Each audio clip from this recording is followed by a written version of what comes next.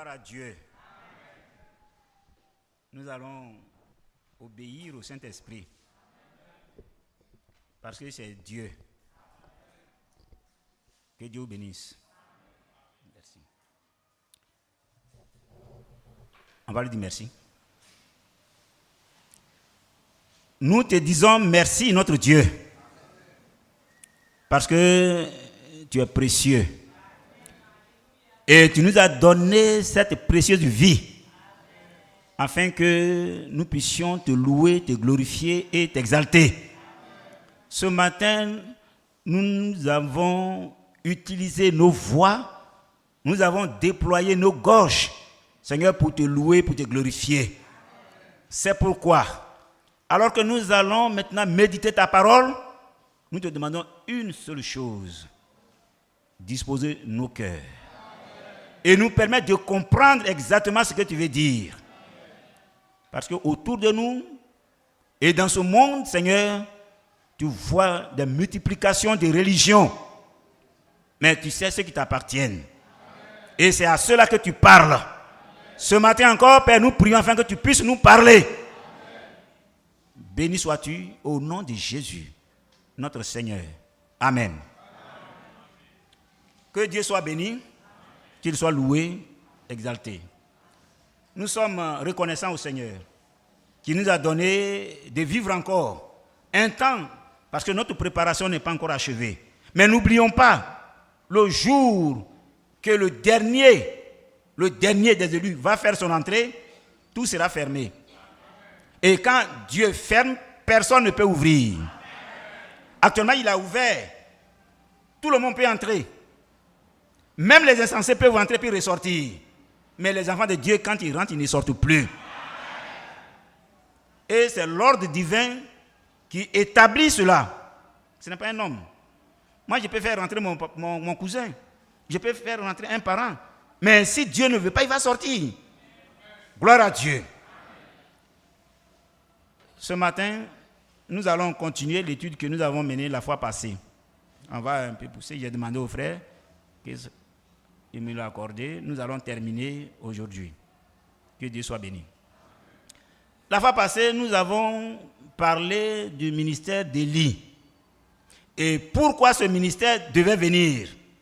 Et l'importance que nous avons donnée à ce ministère. Et chacun de nous a été d'accord que ce ministère est un ministère de restauration. Amen. Restauration, appel, obéissance.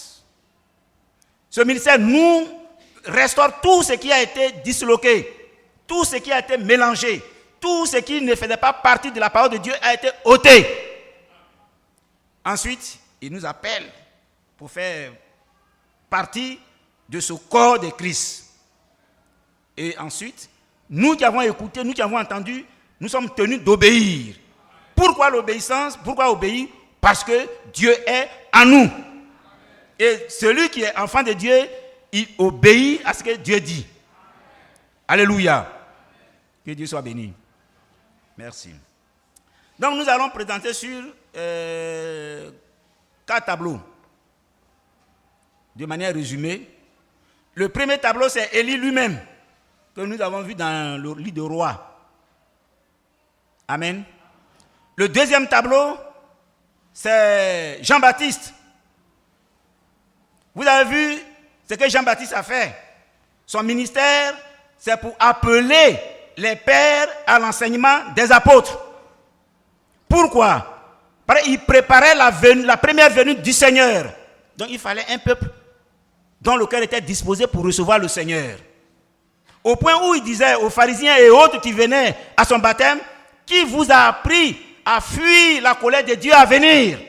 Produisez des fruits dignes de la repentance. Amen. Vous voyez, ça c'était le ministère de Jean-Baptiste. Vous voyez, et il dit, il viendra avec la puissance et l'esprit d'Élie pour ramener les cœurs des pères à leurs enfants. Donc ce ministère est venu pour appeler ceux qui appartiennent à Dieu, vous voyez, à venir pour que quand le Seigneur va venir, ils vont les recevoir. Ils vont le recevoir. Ça va? Et ça continue, la seconde venue, qui nous intéresse, nous autres. Et l'autre jour, nous avons dit, en 1933, alors que le frère faisait des baptêmes dans le fleuve Oyo, et quand il était sur la 17e personne, une voix s'est fait entendre. Alléluia. Donc nous ne sommes pas là par hasard. Et nous ne sommes pas venus pour former une religion ou créer une religion. Et si une science devait être exacte, la seule science exacte, c'est la parole de Dieu. Elle ne se trompe jamais. Vous comprenez? L'appel que nous recevons, ce n'est pas un appel hasardeux. C'est un appel divin. Et vous allez voir, comme c'est Dieu qui a appelé, il fera tout pour que nous puissions demeurer dans sa parole jusqu'à ce qu'il vienne nous trouver. Autrement dit, ceux qui viennent d'eux-mêmes, ils viennent les regarder, ils viennent jeter un coup d'œil, mais ils vont partir parce que ça ne leur appartient pas. Frère, aucun enfant de Dieu, je dis bien aucun enfant de Dieu ne peut aller à la perdition. Ce n'est pas possible. Qu'il fasse tout. C'est que nous ne suivons pas. Qu'est-ce que nous-mêmes nous n'avons pas fait? Celui qui est assis là, vous qui êtes là ce matin, quelqu'un peut dire dans sa vie, il a été correct jusqu'à ce jour. Même dans le message. Il a été correct. Mais enfant de Dieu. Enfant de Dieu, c'est un enfant de Dieu. Avant de faire de la lecture, dites-moi, qui a appris à nager au caneton? C'est-à-dire, il y a un caneton, il y a les petits canards là, les petits canards, les mamans se jettent à l'eau, et puis, la maman dit au caneton, voilà comment on nage, voilà comment on se comporte. C'est ça? Non. Ça est où? Dans l'air nature. C'est l'air nature. Vous le voulez ou vous ne le voulez pas, c'est des canetons. Qui leur a appris à se mettre en rang? Il n'y a personne. Vous voyez? On ne peut pas nous apprendre à reconnaître la voix de Dieu. Parce que nous reconnaissons la voix de Dieu depuis la fondation du monde. Elle est en nous. La voix de Dieu, nous la reconnaissons. On ne dispute pas. Quand tu attends la voix de Dieu, tu sais que c'est la voix de Dieu. C'est pourquoi la fois passée, je vous ai donné cet exemple de l'aiglon. L'aiglon a été élevé par une mère poule. Est-ce qu'on vous a dit que la poule maltraitait l'aiglon? Frère, la poule ne maltraitait pas l'aiglon. L'aiglon était à l'aise. Mais il mangeait comme tous les autres. Mais le jour que cet aiglon a entendu la voix de sa mère, alléluia, amen, il a déployé ses ailes. Parce que sa nature n'est pas de rester au sol. Sa nature, c'est d'être dans les airs. Et nous, notre nature, frère, la vraie nature de Dieu, c'est adorer Dieu.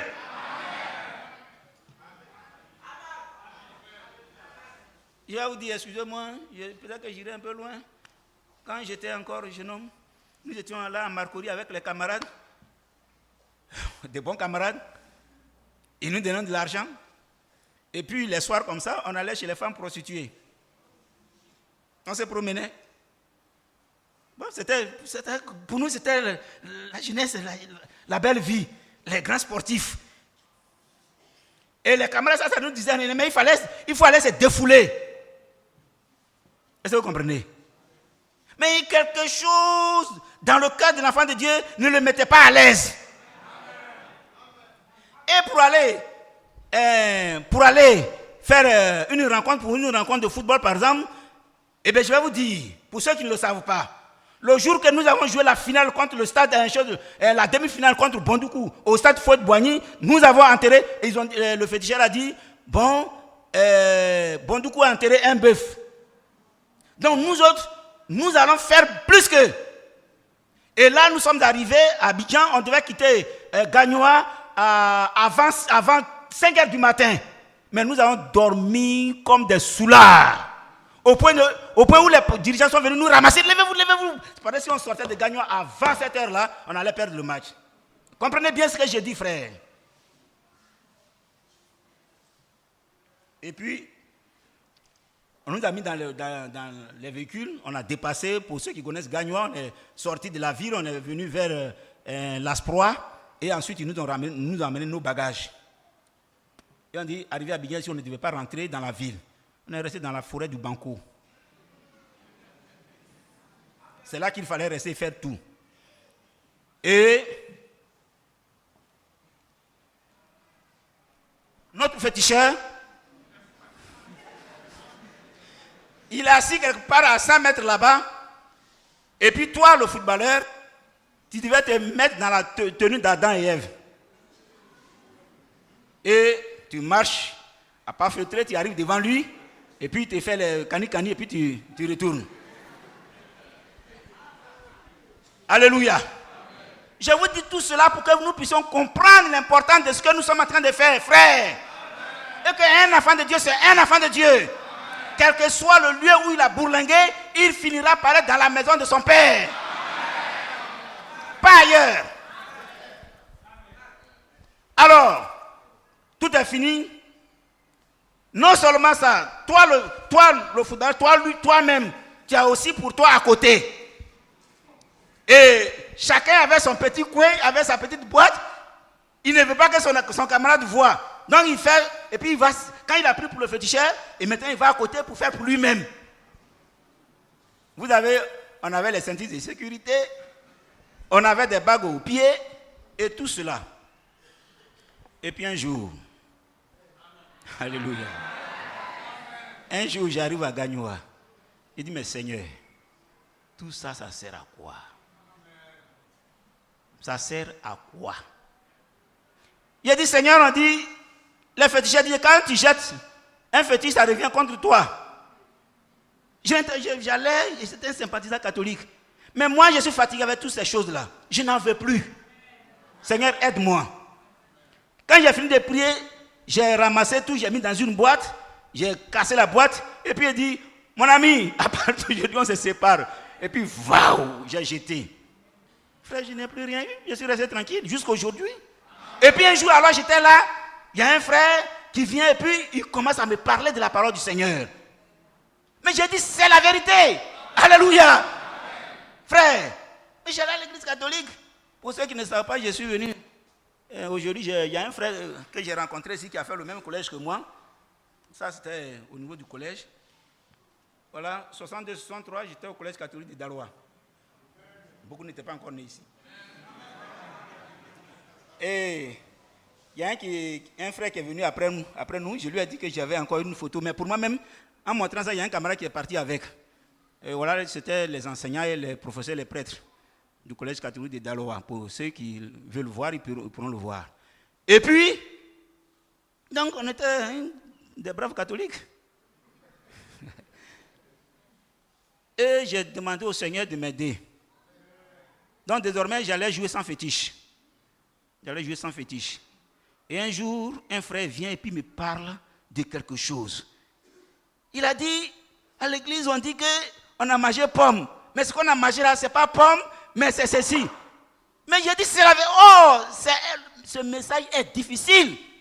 J'ai dit, frère, ce que tu as dit là, j'ai dit, c'est la vérité. Parce que moi-même, je n'avais jamais accepté depuis que j'étais petit que le péché du jardin d'Éden était une pomme. Je n'ai jamais accepté. Et c'est que ça, Dieu a permis qu'il vienne planter devant moi. J'ai dit, gloire à Dieu. Parce que c'est ce qui pouvait me déraciner. Alléluia. Et quand ça a été apporté, frère, j'étais très heureux. Et depuis ce jour, par la grâce de Dieu, je marche avec le Seigneur. C'est vrai, ce n'est pas facile. C'est un combat. Il y a beaucoup de choses qui se passent.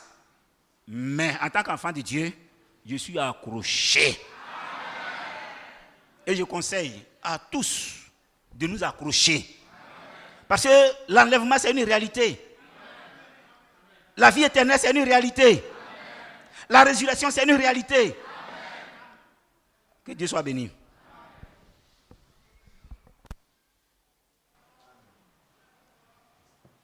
Donc, prenons Amos 8.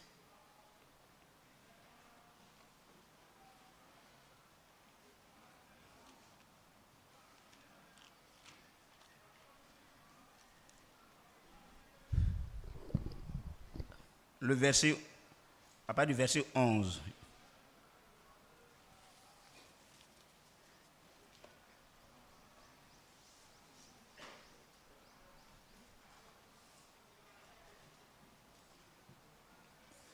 Je peux faire la lecture?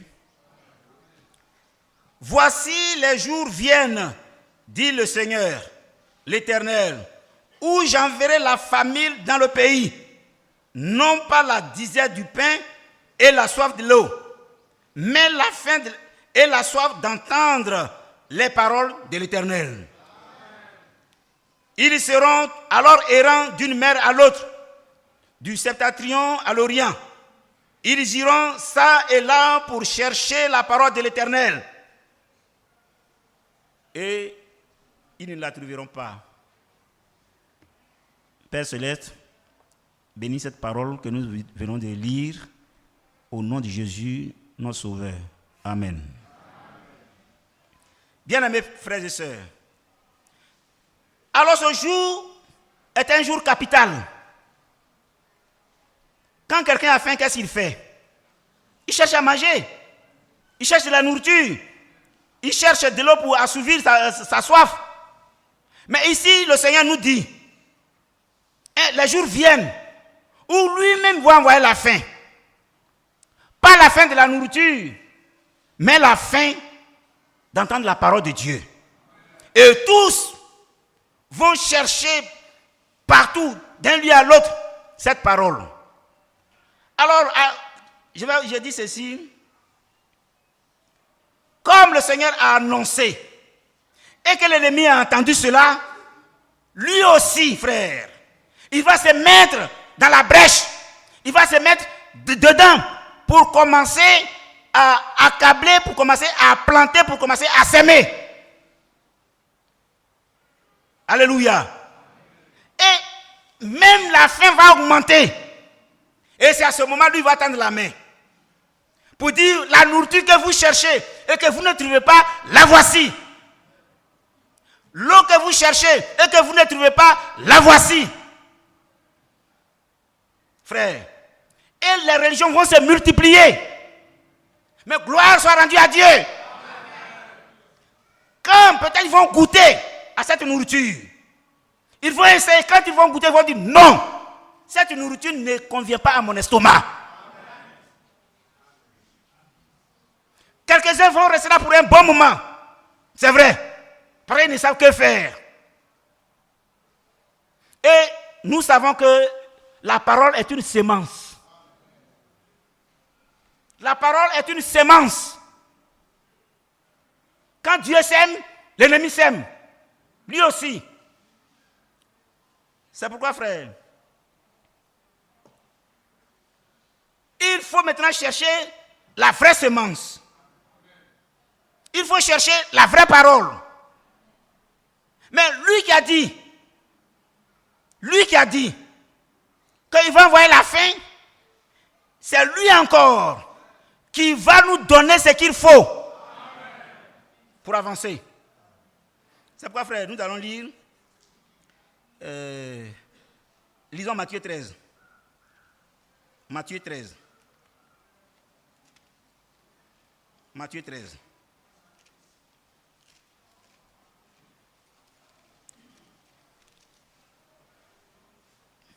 Je vais lire à partir du verset 24.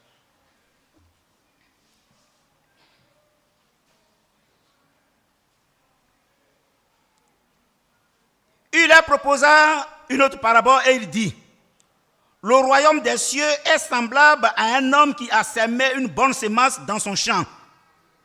Mais pendant que les gens dormaient, son ennemi vient, sémant de l'ivraie parmi le blé, et s'en alla. Lorsque l'herbe eut poussé et donné du fruit, l'ivraie parut aussi. Matthieu 13, à partir du verset 24.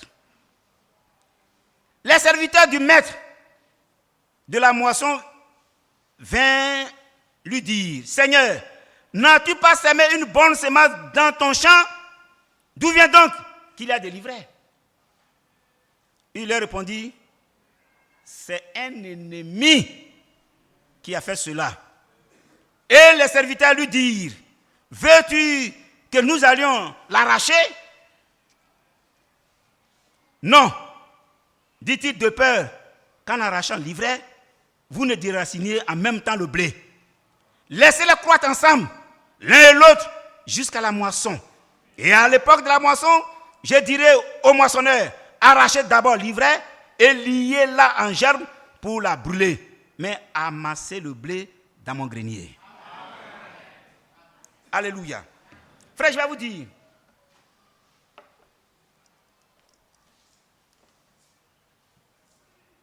Dieu connaît ses enfants. Et il sait ce qu'il a planté dans son champ. Mais il se trouve qu'il y a aussi l'ivraie. Mais l'ivraie, c'est quoi?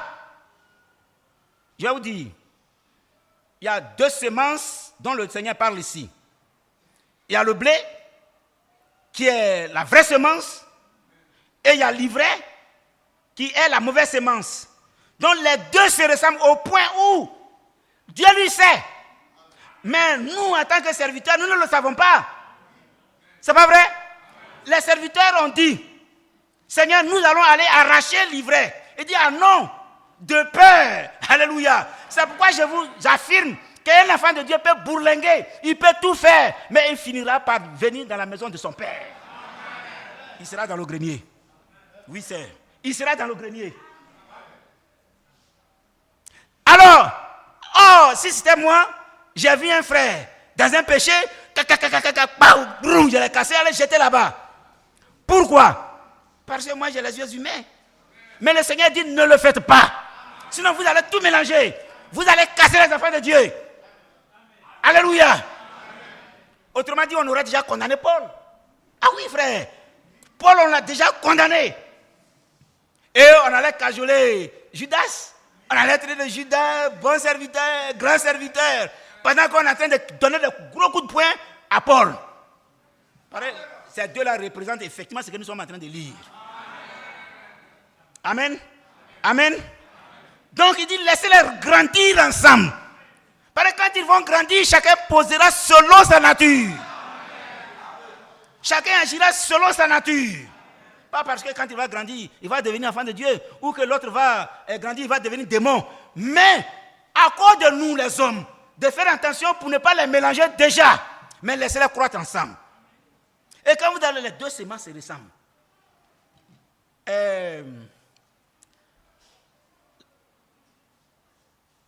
L'ivraie, c'est l'interprétation.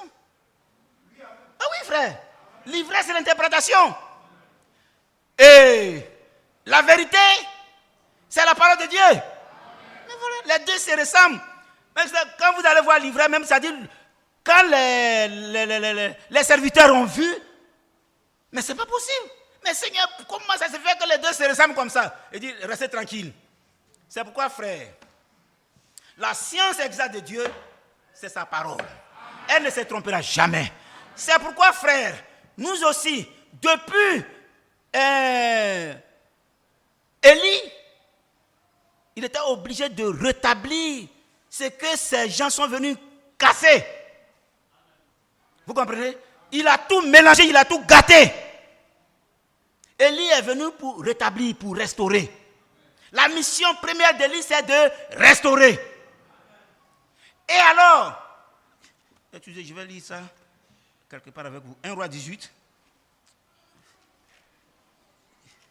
Il dit quoi?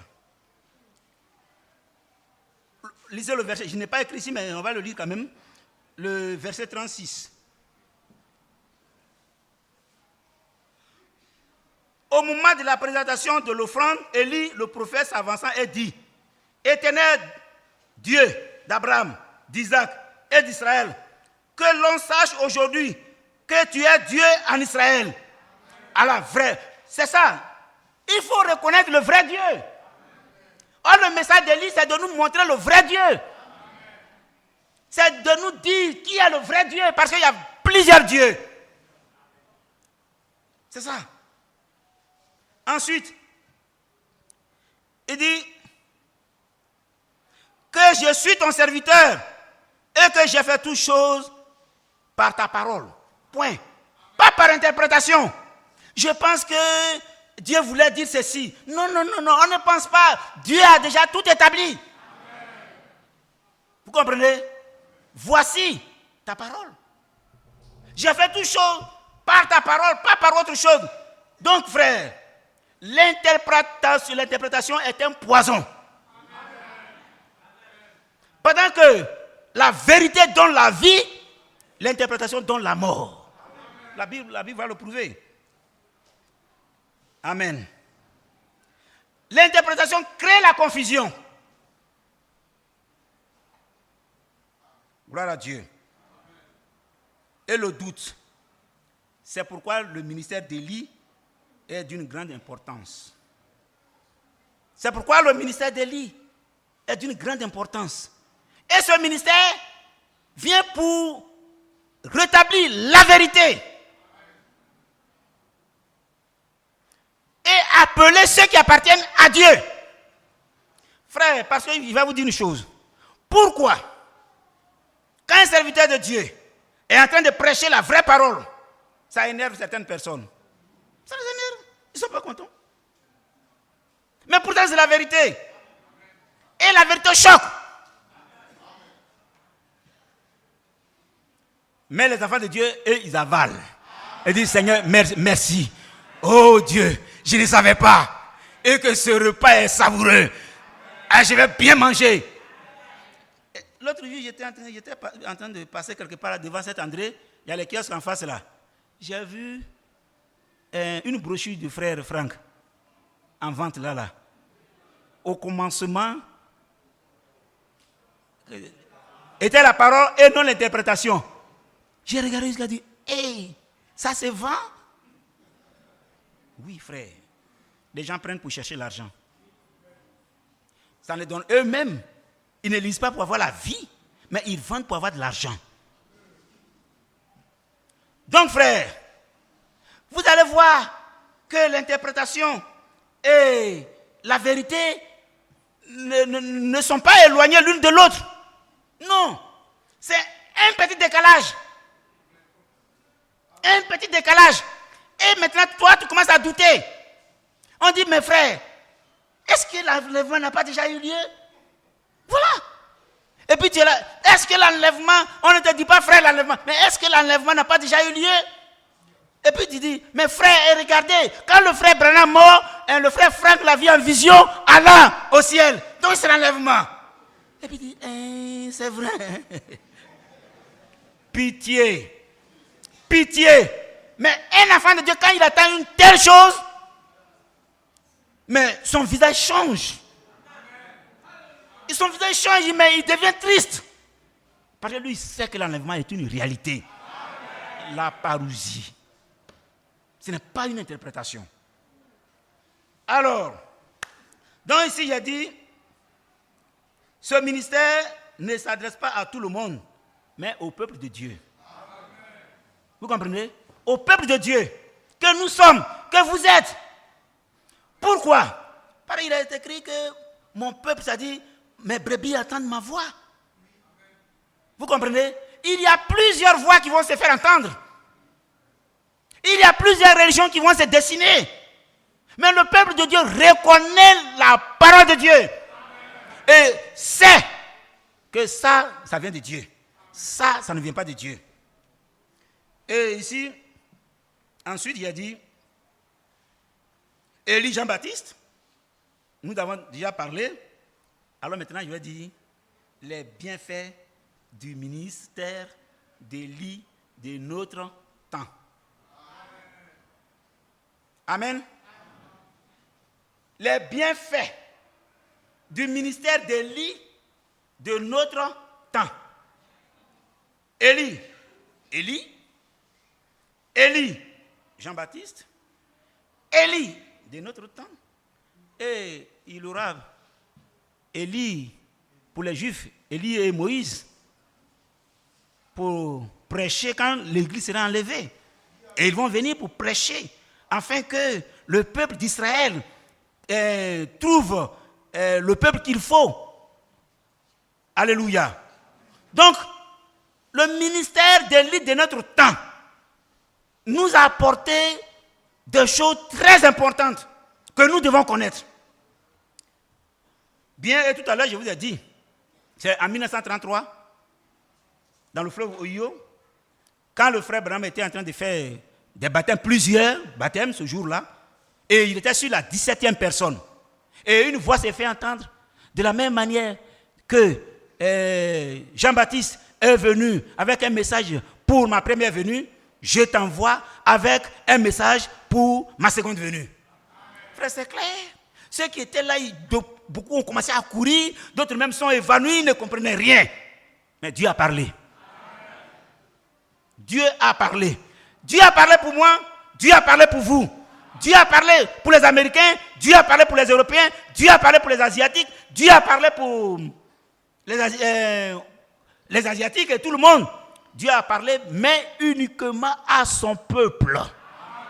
Ça va énerver les autres. D'un coup, ils vont dire, ça c'est quel Dieu ça? Mais on lui dit, depuis sa tendre enfance, ne suit encore d'aucune manière. Mais quand le moment serait venu, alors. Et il était baptiste. N'est-ce pas? Il a travaillé avec les baptistes. Mais quand le temps est arrivé, et que Dieu devait le prendre, et qu'il a commencé à l'utiliser, on dit ce sont les murs qui vont t'écouter. Mais qu'est-ce que la Bible n'a pas dit par Jean-Baptiste? Ne dites pas que nous avons pour père Abraham, mais sachez déjà que Dieu peut susciter de ces pierres, peut susciter des enfants à Abraham. Moi, des murs dont vous parlez, Dieu peut susciter des enfants. Amen. Gloire à Dieu. Donc, c'est grâce à ce message de Élie de notre temps que nous avons connu ce qu'on appelle la semence du serpent. Je vais vous en parler un peu. Alléluia. Je ne rentrerai pas dans le détail, mais on va brosser. C'est-à-dire chaque cas, on va brosser. Chaque cas, on va brosser. Et puis vous-même, vous allez faire des recherches. Amen. Donc prenons Genèse 3. Genèse 3.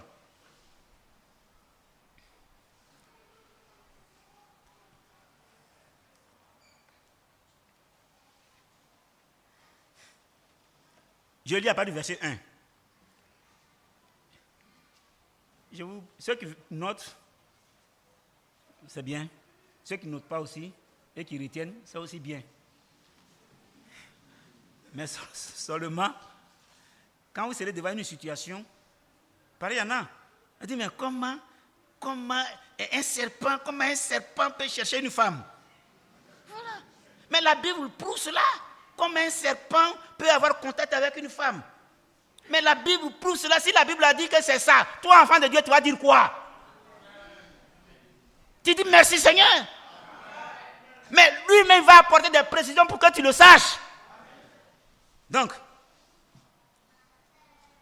le serpent était le plus rusé des animaux des champs.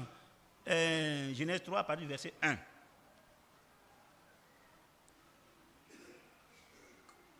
Le serpent était le plus rusé de tous les animaux des champs que l'Éternel Dieu avait fait. Il dit à la femme, Alléluia. Amen. Il dit, le serpent dit. Ceux qui ne le savent pas, je vous dis, le serpent dit. Amen. Alléluia. Amen. Amen. Mais qui a dit? Le serpent dit. Et d'après les recherches, le serpent que nous voyons aujourd'hui en train de ramper, c'est suite à la malédiction. Il était comme nous, debout sur les jambes. C'est pourquoi quand vous lisez, il a dit, comme, on va arriver là, tu as fait cela, tu vas ramper. Mais avant, il ne rampait pas. Et voilà le serpent dit. Alléluia. Eh bien, Dieu a-t-il réellement dit, vous ne mangerez pas de tous les arbres du jardin? Écoutez bien. Voici, Dieu a dit, vous ne mangerez pas l'arbre de la connaissance du bien et du mal, qui est au milieu du jardin. C'est pas ça qui a été dit? Mais regardez bien, l'interprétation qui va amener la confusion, qui va amener la mort. Dieu a-t-il réellement dit, vous ne mangerez pas de tout? Est-ce que vous comprenez? De tous les arbres du jardin. Frère, voilà le serpent qui parle. Ensuite, la femme répondit au serpent, nous mangeons du fruit des arbres du jardin, mais quant au fruit de l'arbre qui est au milieu du jardin, Dieu a dit, vous n'en mangerez point et vous ne toucherez point de peur que vous ne mouriez. Et le serpent reprend. C'est un dialogue, hein? Amen. Alors le serpent dit à la femme, vous ne mourrez point. Vous ne mourrez point. Amen. Le serpent parle à la femme. Le serpent parle à la femme. Vous ne mourrez point.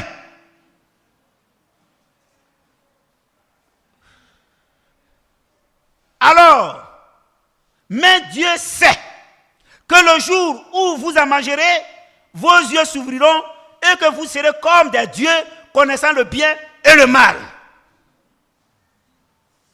Vous avez compris? Dieu sait. Mais qui a dit que Dieu ne sait pas? Mais avant toi-même, Dieu savait.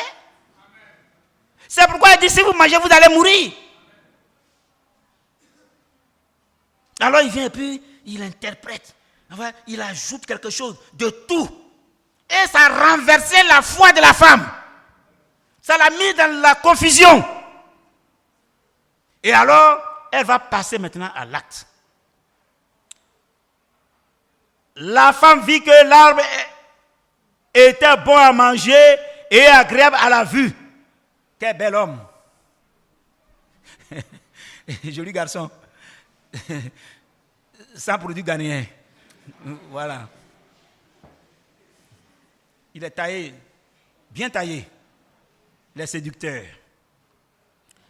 Alors, et qu'il était agréable à la vue, et qu'il était précieux pour ouvrir l'intelligence, elle prit de son fruit et en mangea, et elle en donna aussi à son mari qui était auprès d'elle. Et il en mangea. K.O.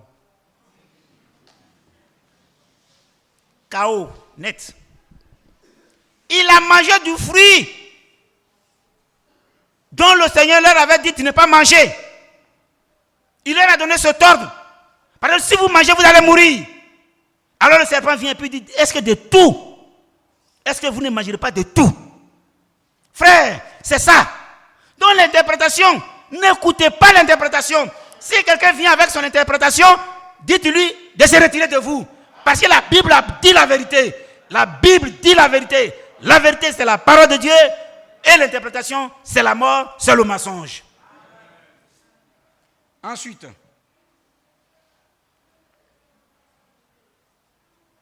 je continue un peu avec vous.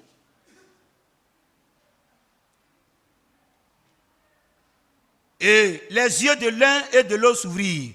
Ils connurent qu'ils étaient nus et ayant cousu des feuilles de figuier, ils s'en firent des ceintures. Alors ils attendirent la voix de l'Éternel Dieu qui parcourait le jardin vers le soir. Et l'homme et sa femme se cachèrent loin de la face de l'Éternel Dieu, au milieu des arbres du jardin. Mais l'Éternel Dieu appela l'homme et lui dit, où es-tu? Lui, il peut parler avec ses enfants. Lui, il peut causer avec ses enfants. Où es-tu?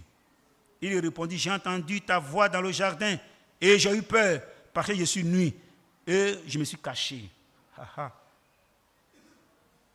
Et l'Éternel Dieu dit, qui t'a appris que tu es nu? Oui. Le jour que votre chien va savoir qu'il est nu, il va s'en prendre à vous parce que vous ne lui avez pas fait la culotte. Hein? Mais ici, qui t'a appris que tu es nu? C'est ça. Qui t'a appris que tu es nu? Et puis,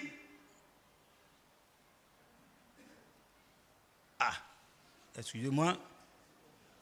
Et l'Éternel dit, qui t'a appris que tu es nu? Est-ce que tu as mangé de l'arbre dont je t'avais défendu de manger? L'homme répondit, la femme que tu as mise auprès de moi m'a donné de l'arbre et j'en ai mangé. Et l'Éternel Dieu dit à la femme, pourquoi as-tu fait cela? La femme répondit, le serpent m'a séduite et j'en ai mangé. Les séducteurs. Le serpent m'a séduite et j'en ai mangé. Continuons. L'Éternel Dieu dit au serpent, puisque tu as fait cela, tu seras maudit entre tout le bétail et entre les animaux des champs.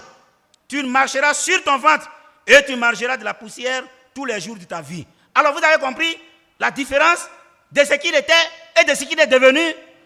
Il était debout sur les pieds, comme nous. Mais c'est après la malédiction qu'il a commencé à ramper. Et l'autre, alléluia. Maintenant il dit, ouais, amen. Gloire à Dieu. La poussière tous les jours de ta vie. 14. Je mettrai inimitié entre toi et la femme, entre ta postérité et sa postérité. Qui parle bien français ici là?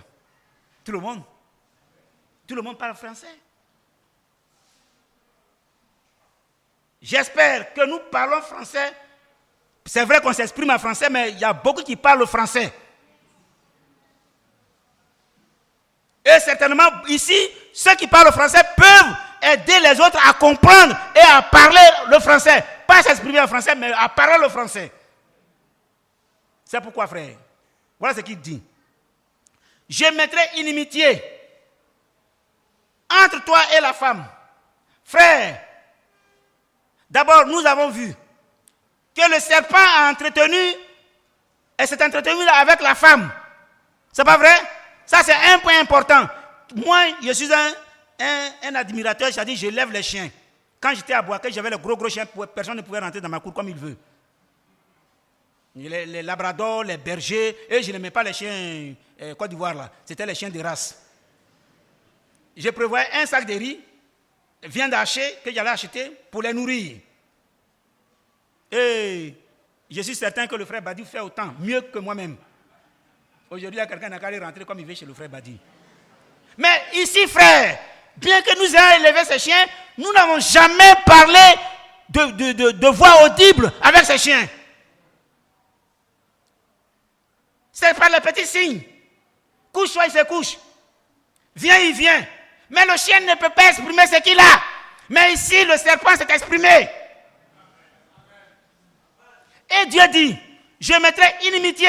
C'est-à-dire qu'il n'y aura pas d'amitié entre la postérité de la femme et le serpent et ses descendants. Donc le serpent a des descendants? Ah oui, frère. Vous qui ne le savez pas, retenez cela. Ici, il a écrit que le serpent a des descendants.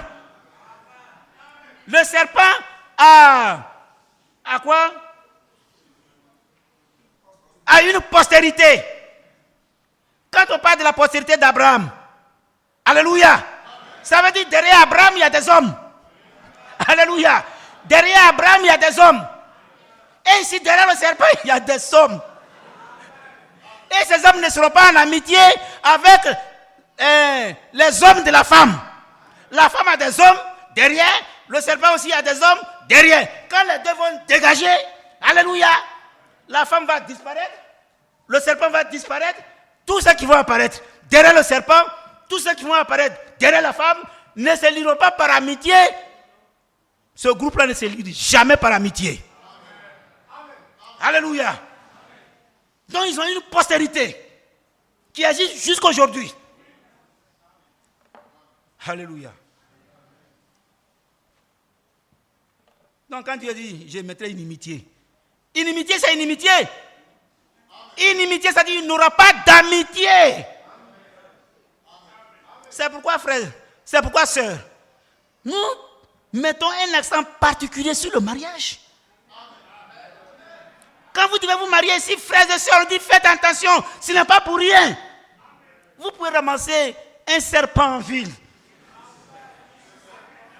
Vous pouvez ramasser un crocodile en ville et en faire votre épouse, frère. C'est pourquoi les frères mettent l'accent sur le mariage. Et l'exemple, c'est Abraham. Quand son fils Isaac devait se marier, il dit va dans ma famille. C'est pourquoi ici, c'est notre famille spirituelle. Si on doit se marier, c'est ici. Alléluia. Alléluia. Donc, je continue, frère. Un peu encore. Et puis, il dit... Et il dit maintenant à la femme.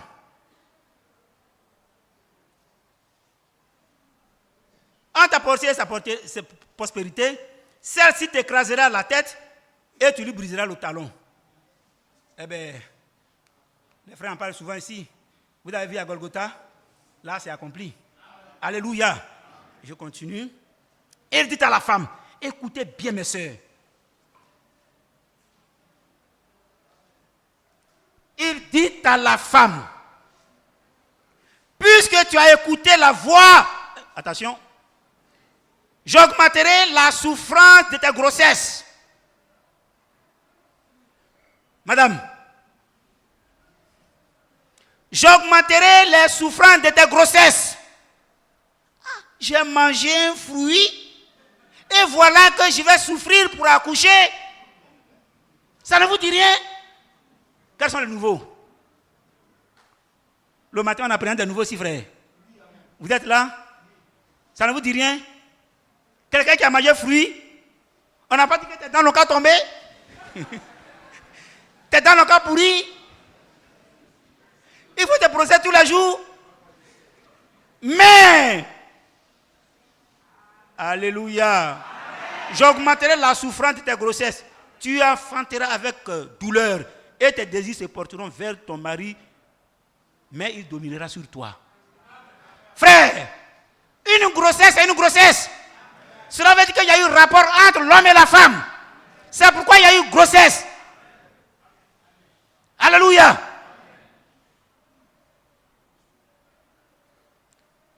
Et il dit à l'homme, puisque tu as écouté la voix de ta femme et que tu as mangé de l'arbre au sujet duquel je t'avais donné ce tort, tu n'en mangeras point. Le sol sera maudit. À cause de toi, c'est à la force de peine que tu en tireras ta nourriture tous les jours de ta vie. Il te produira des épines et des ronces et tu mangeras de l'herbe des champs. C'est à la sueur de ton visage que tu mangeras du pain jusqu'à ce que tu retournes dans la terre d'où tu as été pris, car tu es poussière et tu nous retourneras dans la poussière. Amen. Adam connut sa femme, Adam donna à sa femme le nom de Ève. Adam donna le nom à sa femme, le nom de Ève à sa femme. Pourquoi? Pourquoi? Car elle a été la mère de tous les vivants. Amen. Est-ce que vous comprenez? Ève a été la mère de tous les vivants. Mais Adam n'est pas le père de tous les vivants. Mais Ève est la mère de tous les vivants. Alléluia. Oh frère, comprenons ces choses et donnons gloire à Dieu qui nous envoie Élie de notre temps pour mettre au clair la parole de Dieu. Sinon nous tous nous étions dans la confusion. On mangeait des pommes et on prend un serpent, on entoure ça, on enroule ça sur un arbre avec une pomme et une femme nue. Ça c'est quoi ça? C'est l'idolâtrie. C'est la confusion. La parole de Dieu dit que ce n'est pas ainsi que ça doit se faire. Que Dieu soit loué. Mais je vais vous dire,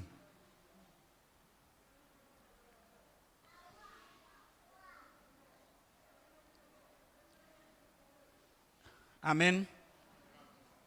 Donc, cette femme a commis, bien aimé frère, adultère avec le serpent. Si vous n'avez pas compris, vous venez, on va parler encore. Le temps compte. Le serpent est sorti avec Ève. Et la Bible dit, Ève, après avoir mangé ce fruit, elle a trouvé que c'était bon. Elle a donné aussi à son mari. Et il a mangé. Voilà, frère, le commencement de nos douleurs. Et vous allez voir, 2 enfants vont naître. Caïn et Abel. Ils vont naître. Je ne sais pas où on peut le trouver. Merci, je ne sais pas si je l'ai écrit quelque part, mais je ne l'ai pas écrit. Maintenant, vous allez comprendre. Adam connut Ève, sa femme. Elle conçut et elle enfanta Caïn et elle dit, j'ai formé un homme avec l'aide de l'Éternel. Mais je vais vous dire, il y a la science qui a démontré, même tout récemment, j'ai un papier, je ne suis pas venu avec. ou dans un pays, je crois, européen, en Allemagne ou quelque part, ou en Angleterre, où une femme avait un amant noir. À telle heure, elle est passée avec son mari et dans les heures qui ont suivi, elle allait sortir avec son amant. Et les enfants sont nés. Il y a un blanc, il y a un noir. C'est une réalité, c'est la science qui le démontre. Nous avons nos frères ici. Pendant votre période de fécondité, si je ne me trompe pas, excusez-moi les médecins, si vous couchez avec X et vous couchez avec l'autre dans les quelques heures qui suivent, vous allez avoir deux enfants différents. Malheureusement, on va attribuer l'enfant au père. Et comme le droit démontre que l'enfant a pour père le mari de sa mère. Donc, voilà comment ça colle. Sinon, faites très attention. Et là, il y a eu un noir, un blanc. Et quand le blanc est venu, il dit, bon, d'accord, moi, je suis blanc, j'ai mon fils qui est blanc, moi, je le prends. Le noir, là, va le donner au noir. Alors, frère, donc, vous allez voir, Caïn et Abel sont des frères. Ils sont des frères parce qu'ils ont la même mère. Mais ils n'ont pas le même père. Ça, c'est clair. Et chacun va agir selon l'esprit de son père. Et quand le Seigneur a dit, je mettrai inimitié entre toi et la femme, entre ses descendants et la descendante du serpent, cela s'est manifesté lorsque les deux enfants ont fait leur sacrifice. Abel avait la révélation que ce qui s'est passé dans le jardin, c'était un problème de sang. Pendant que l'autre, qui n'avait aucune révélation, parce qu'il n'est pas de Dieu, alléluia, si vous n'êtes pas de Dieu, vous n'aurez aucune révélation sur les choses spirituelles, vous allez avoir votre vie dans le monde, vous allez venir 50 fois à l'église par jour, mais votre vie, c'est le monde. Pourquoi? Parce que vous n'avez aucune révélation des choses spirituelles. Alléluia. Donc, ce jour-là, quand les deux sacrifices ont été faits, Dieu est venu, il a agréé le sacrifice d'Abel. Et il n'a pas agréé celui de Caïn. Et Caïn est rentré dans une colère noire. Et le Seigneur dit, mais pourquoi tu es triste, Caïn? Si tu fais bien, tu vas relever ton visage. Mais si tu fais mal, le mal se couche devant ta porte. Alors il s'est levé puis il est parti. Oh, il allait trouver son frère. Et une bagarre s'est engagée. L'inimitié se manifeste en même temps. Alléluia. Qu'est-ce qu'il a fait? Il a tué son frère. La Bible dit qu'il a tué son frère.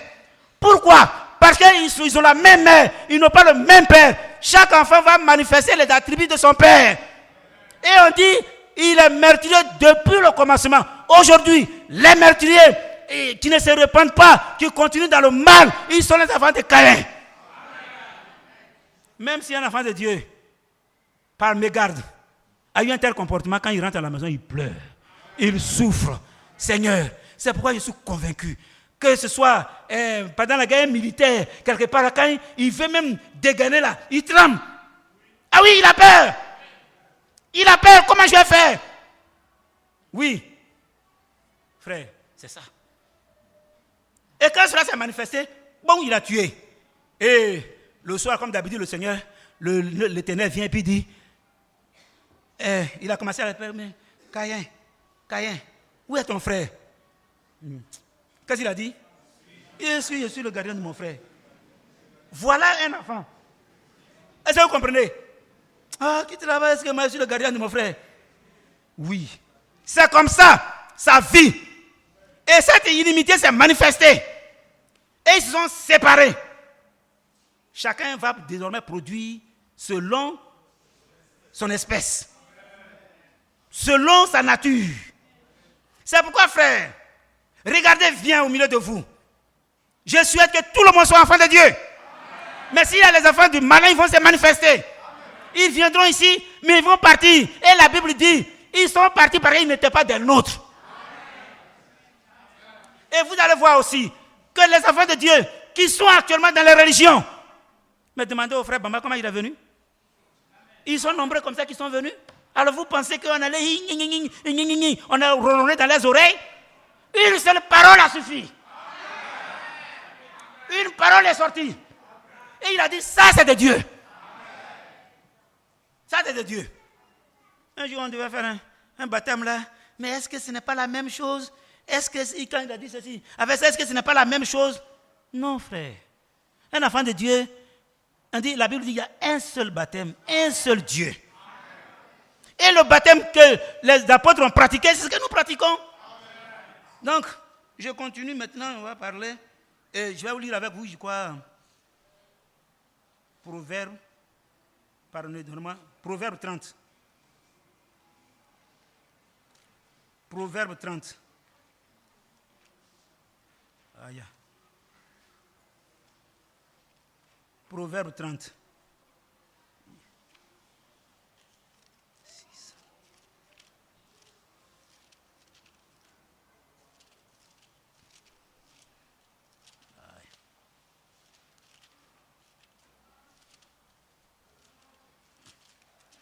Je vais lire le verset 20 qui dit ceci, si je ne me trompe pas. Excusez-moi, je peux... Voilà, le verset 20. Telle est la voix de la femme adultère. Elle mange, s'essuie la bouche, puis elle dit, je n'ai point fait de mal. Je n'ai point fait de mal. Elle mange quoi? Vous voyez, dans le jardin d'Éden, quel verbe on a employé? Manger. On a employé le verbe manger dans le jardin d'Éden. Pourquoi vous avez mangé? Est-ce que l'Éternel dit, vous ne mangerez point de tous les arbres? Mais retenez bien, la Bible dit, c'est vrai, il a donné l'ordre de manger de tous les fruits des arbres dans le jardin. Mais quant à l'arbre de la connaissance du bien et du mal, vous connaissez l'arbre de la connaissance du bien et du mal? C'est le diable. C'est Satan qui est l'arbre de la connaissance du bien et du mal. Et c'est ça, elle a mangé. Frère, c'est l'arbre de la connaissance du bien et du mal qu'elle a mangé. Au point où le Seigneur dit, maintenant qu'ils ont mangé l'arbre de la connaissance du bien et du mal, empêchons-les d'avancer et de prendre l'arbre de vie. Alléluia. Oh, l'arbre de vie, c'est le Seigneur Jésus-Christ. Amen. Oui, frère. S'ils mangent ça, ils vont vivre éternellement alors qu'ils sont dans le péché. Il faut les empêcher. Et on a mis des chérubins partout. Il faut avancer. Il faut avancer, toi, voir. Gloire à Dieu. Donc, alors ça c'est grâce au ministère d'Élie de notre temps. Ensuite, on va prendre la divinité de Jésus-Christ. Prenons 1 Timothée 3,16. Qui a Darby? Un frère, une Bible Darby là. Un frère, une Darby, une Bible Darby. Ouais, donne-moi ça.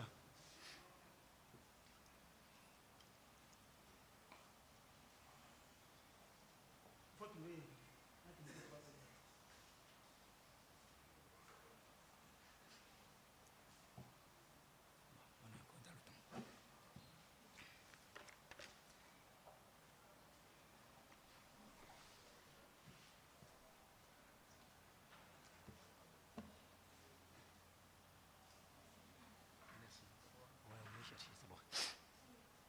1 Timothée 3,16. Voilà ce qu'il dit. Il a dit grâce au ministère de l'élite de notre temps. Vous voyez? Et ce ministère nous ramène à la parole de Dieu. Par exemple, il n'a pas dit, toi, en tant que William Manuel Branham, je t'envoie pour que tu puisses faire ceci. Il dit, mais avec un message. Et le message est un message biblique.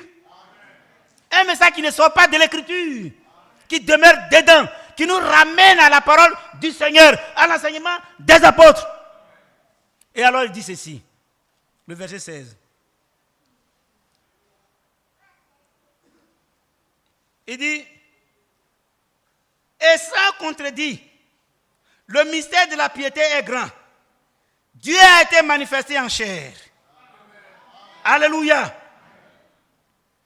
Justifié, a été justifié en esprit et a été vu des anges. A été prêché parmi les nations, a été cru au monde, a été élevé dans la gloire. Ici, il s'agit du Seigneur Jésus-Christ.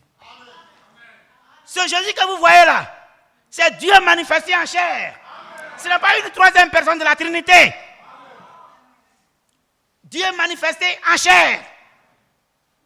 Alléluia. Frère, c'est ça.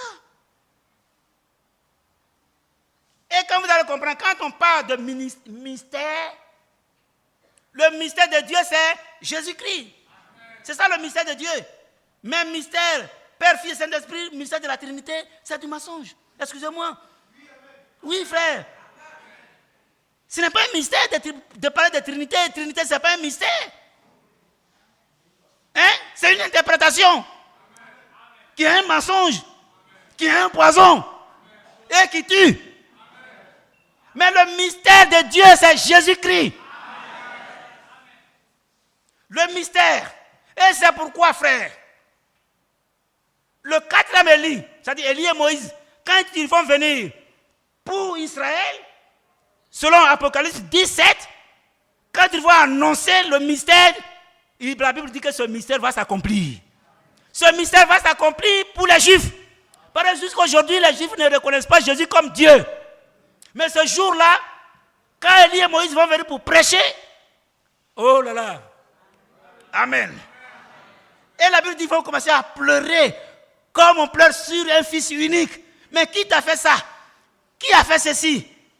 Amen. Il dit, restez tranquille. C'est pour que la gloire de Dieu se manifeste. Et nous, frères, si ils avaient reconnu c'est Jésus depuis leur temps, nous serons foutus. Ah oui. C'est pour que l'évangile vienne vers nous. Vers les païens. Amen.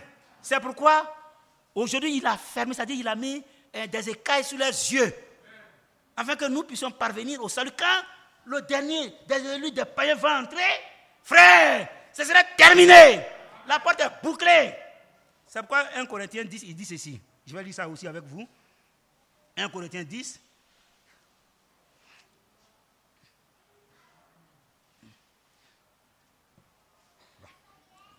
Je suis dans le temps. Il dit, frère, verset 1. Frère, pardonnez.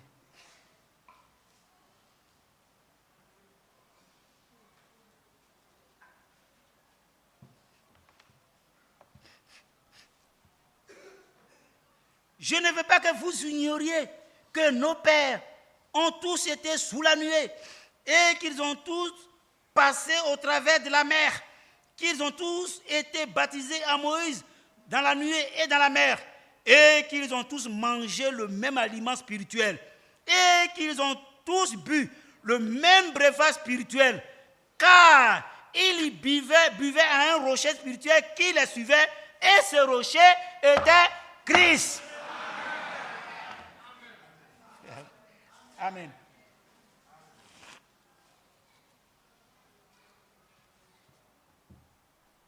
Amen.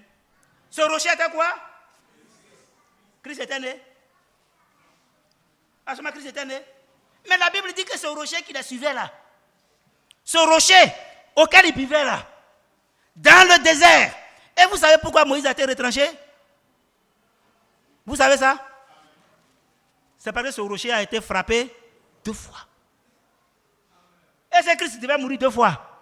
Mais non. Aujourd'hui, moi j'ai honte quand dans les pays lusophones, pendant les fêtes qu'ils appellent, c'est pas pour Noël, quelqu'un prend une croix, on le borde bien bon pour qu'il aille à l'enfer, et puis il dit ils sont en train de porter la croix de Jésus. Ça ne vous dérange pas?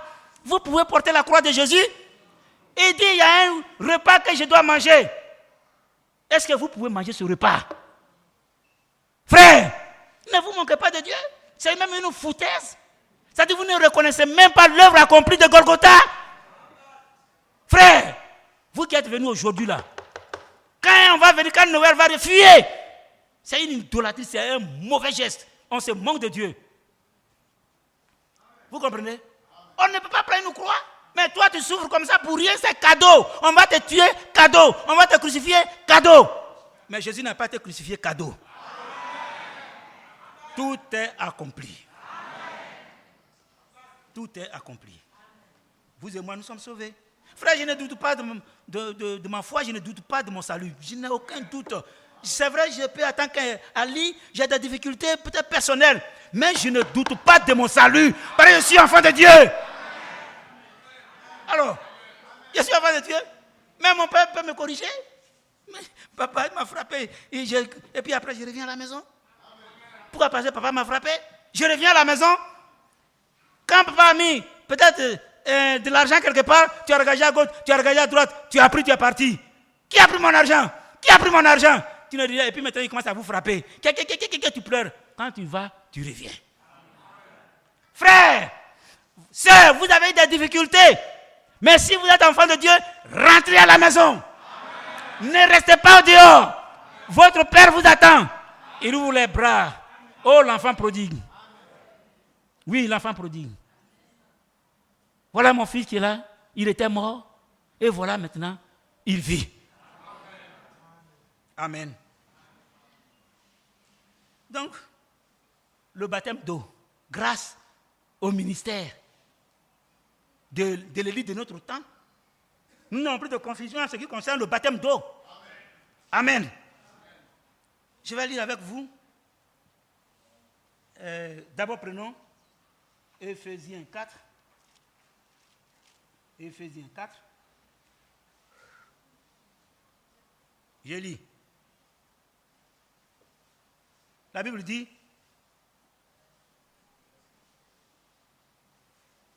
au verset 5,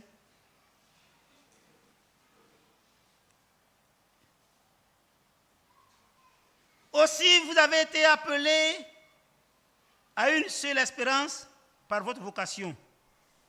Il y a un seul Seigneur, une seule foi, un seul baptême, un seul Dieu et Père de tous, qui est au-dessus de tous et parmi tous et en tous. Alors, un seul Dieu, un seul baptême. Amen. Un seul Dieu, un seul baptême. Et ce baptême a été pratiqué après l'effusion du Saint-Esprit. Alléluia. Pas au hasard. Quand vous prenez acte 1, il dit comme il était encore avec eux, il leur recommanda de ne pas s'éloigner de Jérusalem, d'attendre ce que le Père a promis. Vous comprenez? Vous serez baptisés du Saint-Esprit et c'est à ce moment que vous pouvez être témoins de Jérusalem, de la Judée, dans le monde entier. Mais d'où vient que Matthieu 28, qui n'est pas pour lequel que le Seigneur a donné comme ordre, mais il a dit d'attendre. Et comme vous voyez, il y a tellement de papatos, ils veulent être les premiers à annoncer les nouvelles, déjà ils sont partis. Mais ce qui s'est passé derrière, attendez, ils n'ont rien compris. C'est pourquoi, et je disais, je crois que c'était une fois ici, aujourd'hui, avec l'avènement des portables, vous perdez un parent, et dans le village là-bas, quelqu'un qui n'est même pas de votre famille, il va être le premier à annoncer, et il prend son portable, brrr, c'est qui? Il dit non que toi-même tu ne connais pas, ton père vient de mourir. Et il est content parce qu'il a été le premier à annoncer. On t'a demandé ça? Tu es un simple papato? Au nom du Père, du Fils et du Saint-Esprit, mais restez à Jérusalem. Parce que quand le Saint-Esprit va venir, il va vous conduire dans toute la vérité. Et c'est après l'effusion du Saint-Esprit. Alors le monde était là, vous pouvez lire dans Acte 2. Hommes frères, que ferons-nous? Nous avons lu ça le dimanche passé, c'est pourquoi je n'en parle pas. Je ne lis pas ça. Hommes frères, que ferons-nous? Et Pierre, après ce grand discours, hommes frères, que ferons-nous? Il dit, repentez-vous. Et que chacun de vous soit baptisé au nom du Seigneur Jésus-Christ. Pour la rémission de vos péchés. Et il ne s'est pas arrêté là. Il dit, car, alléluia, la promesse est pour vous. Cela veut dire ceux qui étaient là, la promesse est pour vous, pour vos enfants et pour tous ceux qui sont au loin en aussi grand nombre que l'Éternel, notre Dieu, les appellera. C'est-à-dire nous aujourd'hui. Donc nous devons être baptisés au nom du Seigneur Jésus-Christ. Un baptême qui a été fait non conforme à celui des apôtres est un faux baptême. Et la Bible dit qu'il y a un seul baptême. Alléluia. Amen. Donc on est d'accord qu'il y a un seul baptême. Et c'est ce baptême que nous pratiquons. Frère, c'est pourquoi je dis, la science est exacte. Si une science est exacte, c'est la parole de Dieu. Elle ne se trompe pas. Oui, la parole de Dieu est une science exacte. Sans bavure. Et retenez ceci. S'il y a un commencement et que la fin n'est pas encore arrivée, c'est-à-dire que ce commencement-là, c'est une source, mais qui continue. De la même manière dont ce monde est peuplé par les descendants de Caïn, le monde aujourd'hui aussi est peuplé des descendants de Seth. À partir d'Adam. Est-ce que vous comprenez? Pourquoi? Ah, j'ai oublié ce passage-là. Bon, c'est pas grave. Quand vous prenez, je vous le dis, prenez ça comme ça, prenez un chronique, prenez le livre de chronique, écrivez chronique 1:1. Vous allez voir, on va vous parler de la généalogie d'Adam. On parle de qui? Adam et puis Seth. Je reviens un peu dessus pour que vous sachiez. On dit Adam et puis Seth. Mais et Caïn. Et Abel. Alors tout le monde sait pourquoi Abel n'est pas compté. Abel est mort. Caïn l'a tué. C'est pourquoi il n'est pas compté. Mais Caïn est vivant. S'il était le fils d'Adam, on devait dire Caïn et on devait dire Adam et Caïn. Mais on leur dit, mes frères, comprenez-moi bien. S'agissant ceci, ce n'est pas parce que j'ai tué que je ne suis plus le fils de mon père. Non. Même si mon père dit non, au Père de Dieu, tu n'es pas mon fils, je suis son fils biologique. Je le suis. Même s'il ne me donne pas son héritage, je suis son fils. Je suis son enfant. Frère, mais Caïn, bien vivant, bien portant, n'est pas compté dans la généalogie d'Adam. On dit Adam et Seth. Vous comprenez? C'est pourquoi regardez bien. N'oubliez pas, frère. Surtout, retenez ce qui est, ça c'est important. Vous allez voir le monde dans lequel nous sommes, il devait avoir seulement une seule descendance. Vous comprenez? Celui d'Adam. Mais il y a deux. Adam et Caïn. Les enfants de Caïn sont là. Frère, on ne peut pas le nier. Les enfants de Caïn sont là, ils se multiplient. Et quand vous lisez même, vous allez voir qu'il a dit, c'est lui, il a été le premier meurtre. C'est dans la famille de Caïn. C'est pas vrai? Le premier meurtre. Là où on a tué, c'est Caïn. La première polygamie, c'est où? C'est encore chez lui. Les polygames ne sont pas dans les enfants de Dieu. Les polygames, c'est dans la famille de Caïn. Et voilà la chose. Frère. Donc ils sont là. Ils sont là, pareil, ils ne sont pas morts. Ils sont là. Mais les enfants de Dieu sont là. Alors ils cherchent la parole de Dieu. Et vous allez voir, là où la parole de Dieu se manifeste, les enfants de Dieu se manifestent. Aujourd'hui, comme nous aimons le dire, c'est vrai, il y en a encore quelques-uns là-bas. Mais la Bible dit, nous irons les chercher. Nous irons les chercher avec la parole de Dieu. C'est pourquoi, chers évangélistes, alléluia, vous qui êtes là-ci, là, chers évangélistes, levez-vous, annoncez la parole du Seigneur. Allez-y à la recherche des enfants de Dieu. Vous les trouverez. Maintenant, si c'est fini, vous allez voir que l'enlèvement va avoir lieu. Mais si on est là encore, c'est que ce n'est pas encore fini. Levez-vous, frères et sœurs. Et surtout, vous, frères évangélistes. C'est votre rôle. Amen. Alors, ça c'est le baptême d'eau. Je vais vous donner un petit exemple aussi. Prenons Acte 19. Acte 19.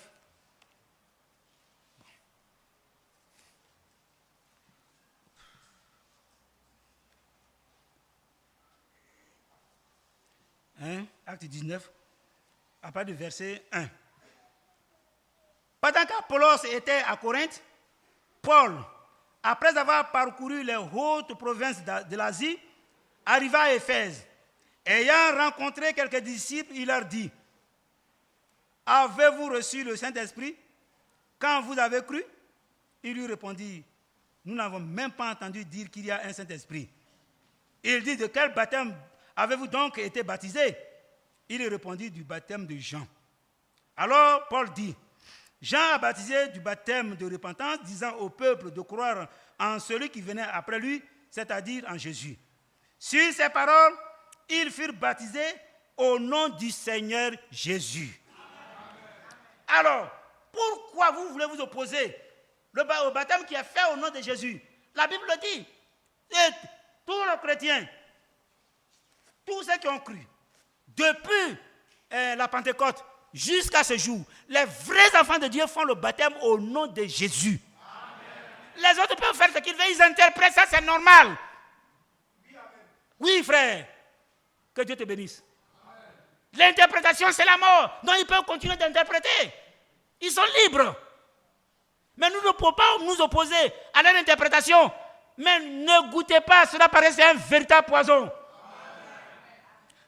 Ceci, frère, vous savez, quand on met du poison dans votre bouche, ça peut vous tuer. Hein? Du tic au tac. Et il y a des poisons qui vous fatiguent, mais qu'on peut vous sauver. Si vous avez goûté à ce poison et que vous n'êtes pas mort et qu'on peut encore vous sauver, allez-y dans l'hôpital de Dieu et vous trouverez le remède de Dieu et vous serez sauvés. Ne continuez pas là-bas. Ne dites pas: papa est catholique et il est ceci, maman est catholique, elle est ceci, mon frère est ceci, toute ma famille est ceci. C'est bien, toute la famille est ceci. Mais au jour de l'éternité, c'est un problème individuel.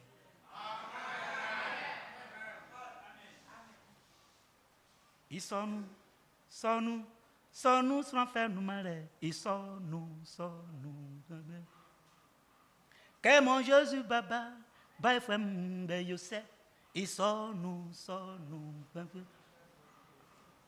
Je l'ai un peu oublié. Qui sait chanter ça? Frère, viens. On va chanter un peu puis on va continuer.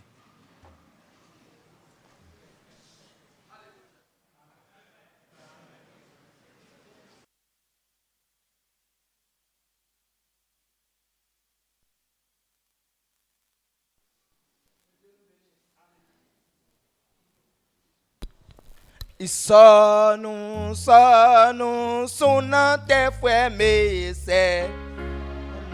Sonu, sona te fue me.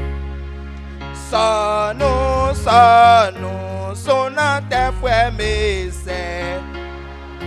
Sonu, sona te. Sonu, sona te fue me se.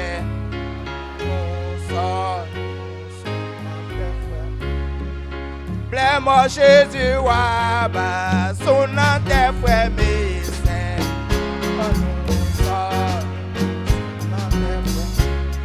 Ils sont nos baba, nous malais, sont nos maman, nous malais, amen, sont nos pasteurs, nous malais. Plaît-moi Jésus, waba, sonna te fue me se.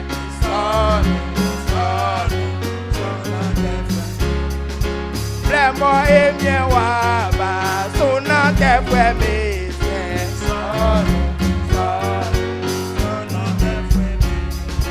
Plaît-moi Jésus waba, sonna te fue me se.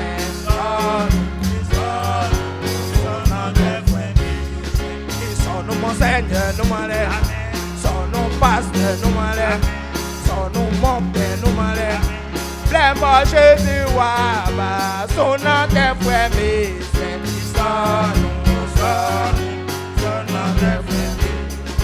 Plaît-moi Jésus waba, sonna te fue me se.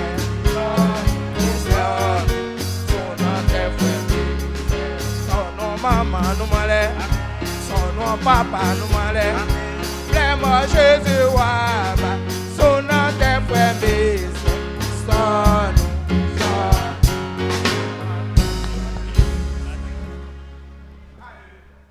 Amen. Vous voyez ce jour-là, il n'y a pas papa, il n'y a pas maman, il n'y a pas cousin, il n'y a pas tout ce que vous voulez. Toi seul devant l'Éternel. Qu'est-ce que tu vas dire à l'Éternel? Amen. Quelle parole vas-tu sortir devant l'Éternel? Non, c'est à cause de mon père. Non, non, non, toute ma famille était ceci. Frère, c'est aujourd'hui le jour du salut. C'est aujourd'hui le jour du salut. Si tu attends sa voix, il ne faut pas endurcir ton cœur. Le bassin est plein. Frère Mathias, c'est vrai? Alléluia. Tout à l'heure, tu peux t'élever courageusement pour dire la parole qui a été annoncée est la vérité. Je l'accepte. Vous allez comprendre que le jour de la Pentecôte, il y a eu 3000 âmes. 3000 âmes. Dites-moi dans quelle école ces âmes-là sont parties avant de venir faire le baptême. Dans quelle école? On dit non, vous devez faire le catéchisme pendant 3 ans. Pendant tel nombre d'années. Heureusement, votre frère a échoué. J'ai passé le concours. Pour aller au ciel, il n'y a pas concours. Pour aller au ciel, il faut Jésus-Christ. Il est Dieu. Jésus est Dieu. Il nous a sauvés. Il a payé la rançon. Et comme notre frère VM le dit, vous voyez, il ne peut rien brandir. Ça dit, s'il vient vers vous, sortez le trophée. Et votre trophée, c'est Jésus-Christ. Oui, c'est lui. Quand lui-même va voir ça, il dit, pardon, je ne savais pas. Moi, je ne savais pas que tu étais dans le camp de Jésus. Et il a même écrit, les frères l'ont dit ici, dans le Coran, que les hommes de Jésus sont au-dessus de celui-là. Je ne dis pas son nom. Jésus est au-dessus. Les hommes de Jésus sont au-dessus. Mais pourquoi laissez-vous l'original pour aller vers quoi? La photocopie. L'original, c'est Jésus. S'il est au-dessus. Mais pourquoi je peux me forcer à aller dans ce qui est en bas? Mais je ne comprends pas. L'homme est compliqué, hein? L'homme est compliqué. Il vous tend la main. Et c'est grâce au ministère de l'Église de notre temps. Frère, est-ce que vous avez compris? Élie de notre temps, il n'est pas venu pour s'annoncer lui-même. Il n'est pas venu pour une propagande personnelle. Il est venu pour annoncer les vertus de Dieu, pour annoncer la parole de Dieu, pour annoncer le salut de Dieu. Que Dieu soit béni. Maintenant, frère, prenons Jean 17.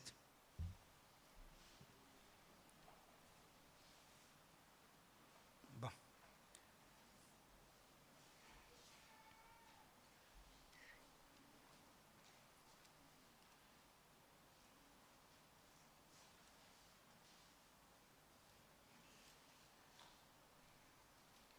Je lis ceci, à part du verset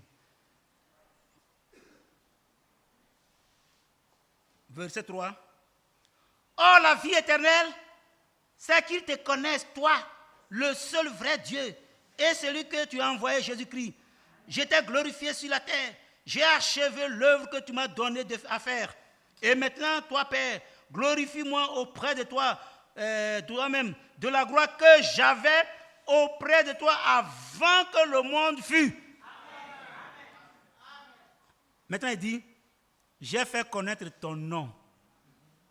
Maintenant, écoutez bien. J'ai fait connaître ton nom aux hommes que tu m'as donnés du milieu du monde. Frère, ce n'est pas à tout le monde. Ça, au moins, il faut le savoir. Ils vont s'embrouiller. Un élève qui est au CM2, tu veux faire des démonstrations d'algèbre avec lui, tu vas le tuer, tu vas l'embrouiller. Ils sont encore en bas. Et Dieu vient pour faire connaître son nom à ses enfants. Il dit, j'ai fait connaître ton nom aux hommes que tu m'as donnés du milieu du monde. Ils étaient à toi et tu me les as donnés. Et ils ont gardé ta parole. Maintenant, ils ont connu que tout ce que tu m'as donné vient de toi. Oh, c'est tellement beau, frère. C'est tellement beau. Maintenant, quand on dit, mais quand il parle de toi, il parle de moi, il parle de Jésus, mais écoutez bien. Prenez, je n'ai pas noté le livre d'Apocalypse et regardez sur le trône. Amen. Frère, sur le trône, il y a combien de personnes? Si Jésus est Dieu, si Dieu est Dieu, si le Saint-Esprit est Dieu, ça fait 3 trônes. N'est-ce pas? Chacun doit s'asseoir sur un trône. Mais il y a un seul trône. Et celui qui est assis dessus, c'est Jésus. C'est tout.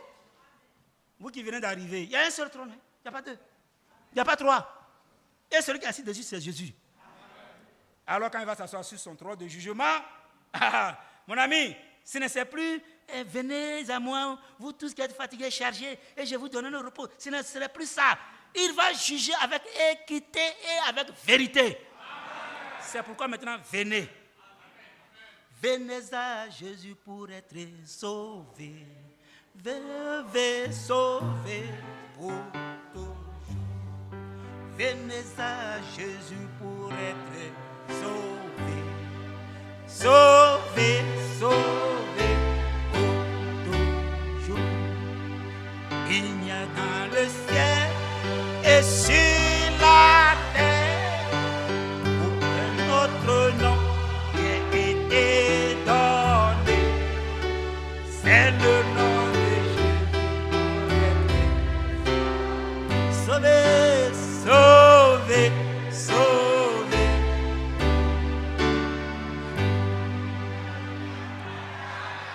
Frères et sœurs, soyez bénis. Maintenant, je vais vous dire une chose. Nous avons ici des femmes très intellectuelles. Comme au temps de Jésus, il y a des femmes qui le suivaient, qui marchaient avec lui, qui lui donnaient même à manger. Combien ont été appelés au ministère? Frère, aujourd'hui encore, le poison est en train d'être consommé de l'autre côté. On établit les femmes pasteurs, on établit les femmes docteurs. Et quand je regarde, comment ils appellent, TV, quelque chose comme ça, et que je vois la femme même les femmes, Seigneur, pardonne-moi. Seigneur, pardonne-moi. Il ne faut pas regarder ça, frère. Ne regardez pas. Mais ici, nous avons des femmes agrégées. Nous avons des femmes instruites. Nous avons des femmes qui ont plein de connaissances. Deux fois, frère, quand on arrive ici, on demande un verset, on ne connaît pas. Il y a des sœurs qui disent, c'est tel verset. Alléluia. Amen. Mais elles sont assises là. Pourquoi? Grâce au ministère de l'élite de notre temps. Il a sorti ça de l'Écriture pour dire que voilà ce que l'apôtre Paul a dit. Et nous allons lire ça. Prenons 1 Timothée.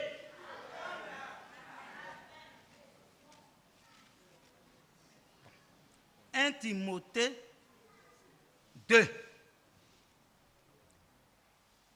Je lis à partir du verset 2, 9. Je veux aussi que la femme vêtue d'une manière décente avec pudeur et modestie ne sépare ni de tresses, ni d'or, ni de perles, ni d'habits somptueux. Vous avez compris ça? C'est dur, hein? Mais faites un effort.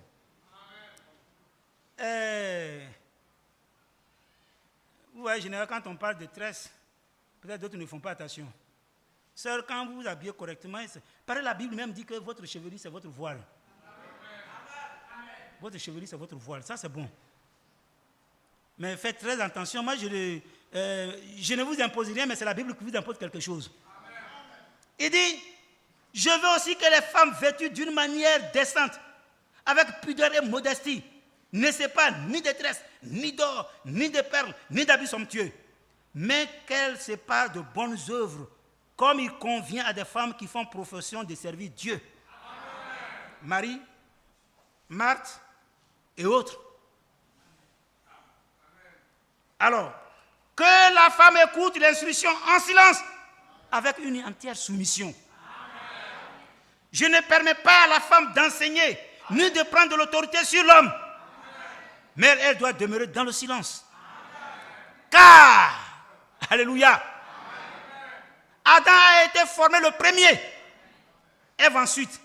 Et ce n'est pas Adam qui a été séduit, c'est la femme qui séduit s'est rendue coupable de transgression. Que Dieu soit béni. Gloire à Dieu. Merci Seigneur.